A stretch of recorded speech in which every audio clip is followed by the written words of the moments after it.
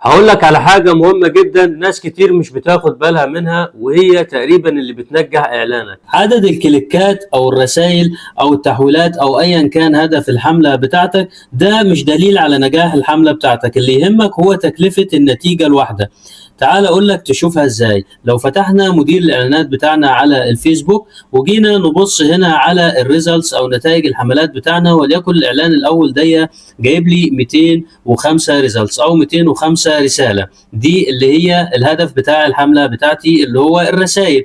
المهم عندي هنا مش الريزلتس، المهم الكوست بريزلت او تكلفه النتيجه الواحده. فهنا تكلفه النتيجه الواحده 8 جنيه و48 قرش. في الحاله دي ممكن انزل لاعلان تاني والاقي ان هو جايب لي مثلا 47 ريزلتس، بس تكلفه الريزلت الواحده 2 جنيه و11 قرش. ففي الحاله دي نقدر نقول ان الاعلان اللي تحت ناجح اكتر من الاعلان اللي فوق، على الرغم ان الاعلان اللي فوق الريزلتس بتاعته اكتر، بس انا هنا هتلاقيني صارف ميزانيه اقل. فعايز اقول لك ان انت تعرف كل اعلان بيكلفك كام عشان يجيب نتيجة واحدة. اللي تكلفته اقل هو اللي ناجح، اقفل الباقي واشتغل على اللي بيكسبك اكتر. ببساطة كده انت هتدير الميزانية باحتراف زي كبار الميديا بايرز.